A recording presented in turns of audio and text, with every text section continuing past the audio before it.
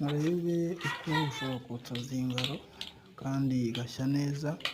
Iyo zingaro n'inyama uzinga ufashe igifu cy'ihene uzingaho amara yazo, kandi iyo zingaro iraryoha cyane. Kuyotsa rero uyotsa ku muriro muke uringaniye, iyo ugiye ku muriro mwinshi usanga bishirira, kandi burya ni inyama idatinda. Ese ku mbabura abantu ushobora kurenza iminota 7, hagati y'iminota 10 ntabwo ijya irenga, iba yahiye neza cyane kandi iryoshye.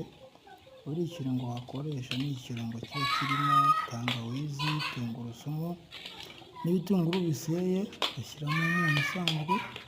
Ni ibintu biryoha cyane kuko babizamo akantu karyoshye cyane, udakoresheje bya bintu bitukura si byiza. Murakoze, icyo ni ikirungo wakoresha kuri burushete zawe.